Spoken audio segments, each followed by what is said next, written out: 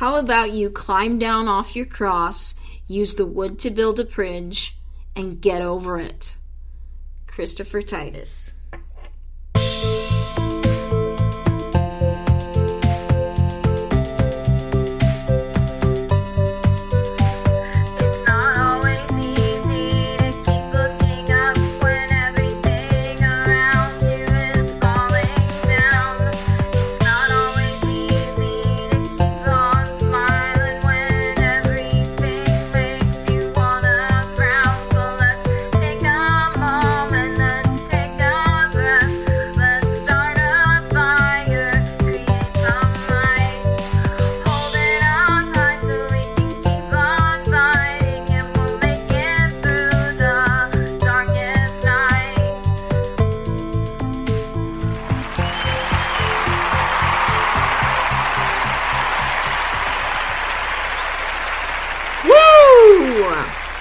Welcome to the Purple Positivity Podcast for October the 23rd, 2018.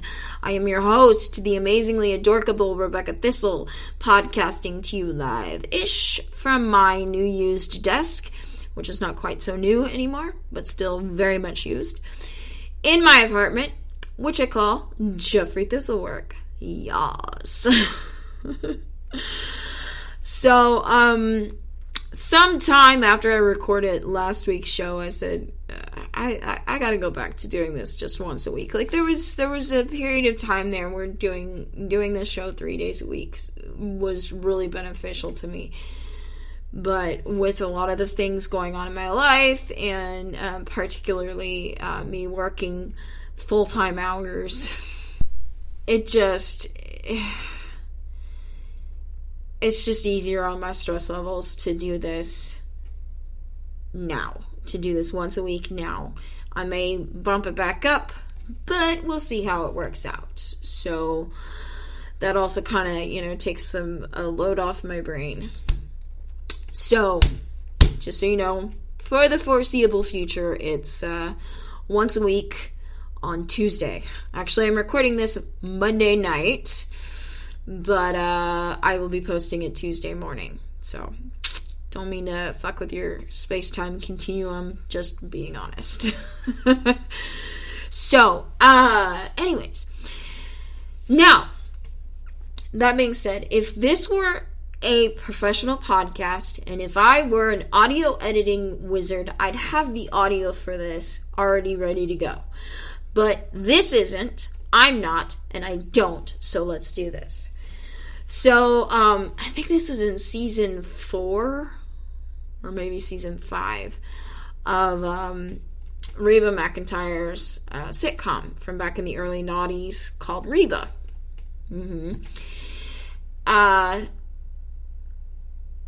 Now, Reba's character on the show is very, controlling, and, she likes to know what's going to happen when, and, she likes stability, and she comes off as being very anal and controlling. And there's this episode, as I say, I think it's in season 5. I probably should have done my research. Anyways, where she's going crazy over some shenanigans, and she's, getting on to her son-in-law, Van, about said shenanigans. And Van says, "Mrs. H, I got one word for you. Lettigoo." And she looks at him and she goes, "Van, that's 3 words." He said, "Not the way I say it. Lettigoo." So I have to, the reason I tell you that is so you know where the title of this show comes from. Now, there are a couple of things that I want to touch on in this show, and I'll probably bring these themes up again in the future. But this is 2 different forms of letting go. It's the first being letting go of the past.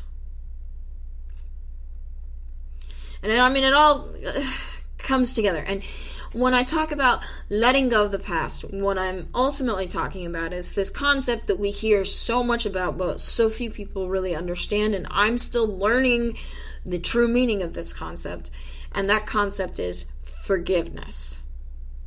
The other form of letting go is letting go of the present. What do I mean by that? Let go of what you cannot control in this moment.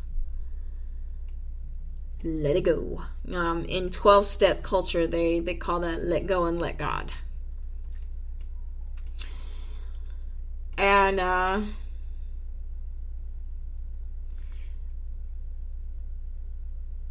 basically, if both of these things come down to letting go of what you can't control. You can't control what has happened, and you can't control what is happening. You can't even really control what will happen, but you can control how you react and what you do in this moment.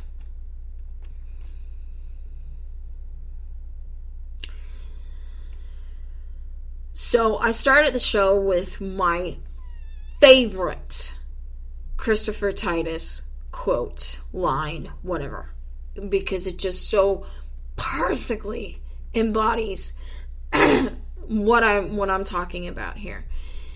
Because this is, by the way, that quote comes from his special Norman Rockwell is Norman Rockwell is bleeding. And the actual little story or snippet that it comes from is a bit called Insanity Genetic. And it's one of the many things that I love about Christopher Titus is he takes some of the most dark and horrific things and he finds a way to make them funny, and through that humor overcome it. But going back to the quote, preceding his statement about coming down off the cross and using the wood to build a bridge and getting over it, he talks about the kinds of people, and he's guilty of this just as much as any of the rest of us are, the kinds of people that are always blaming their present on their past. Why I couldn't, why my life sucks, and dude, I don't care. It sucks because I didn't get that scholarship, or I didn't get that job, or I didn't get that opportunity because I didn't have this resource available. I didn't have this going on, or, I have a friend like that. And I mean, I'm like this to a certain extent. Trust me. I do not want to sit here and say, I'm never like this. No, I'm like that. But you know what? You can't change the past. And, and there's a lot of shit that happens in the past over which we have no control. And over which we have no blame. But we have two choices at the end of the day as adults looking back. We can let our past drag us behind so that we lag behind the rest of society. Let our past be essentially a ball and chain that slows us down. Or we can use it to move forward. I'll give you a prime example of what I mean by this. Is I lost my vision at 17. I talked about this in a previous show. I lost my vision at 17 through no fucking fault of my own. No fault of my own. It was luck of the draw, this tumor that grew in my head, essentially. It was luck of the draw. There's no environmental connection. There's no genetic component to it. There's nothing. I mean, there may be some research that has come out in the 15 years since we found this tumor in my head. But the tumor itself, luck of the draw, as far as I know.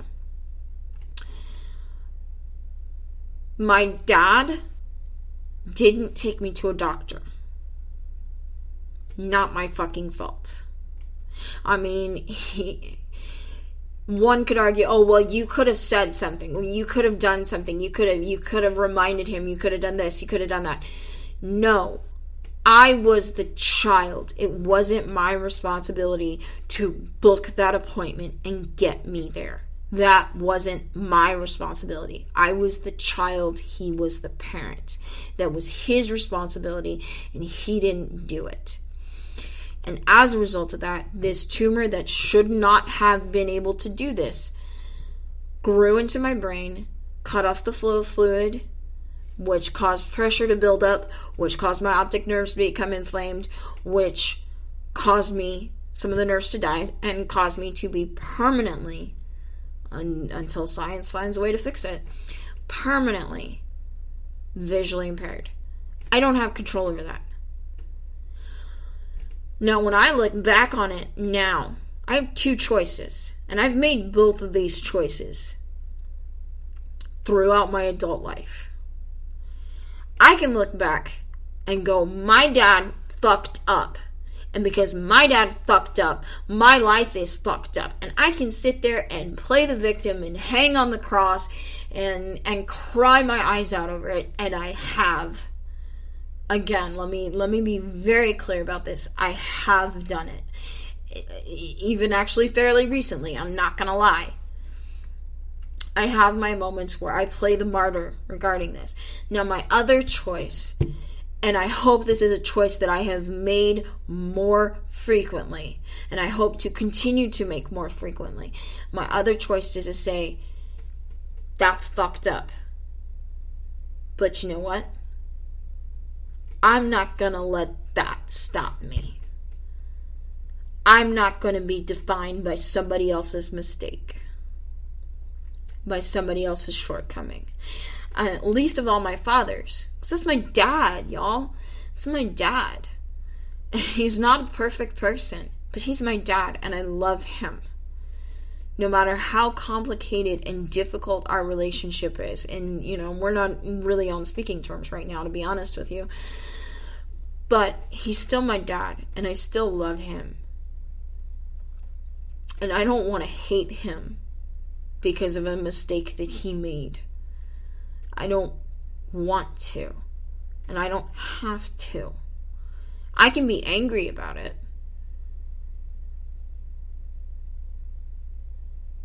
but I can choose what connection I have to my father, and that's what forgiveness is. That's what letting go is. It's saying, that was fucked up, and I'm not going to let it hold me back.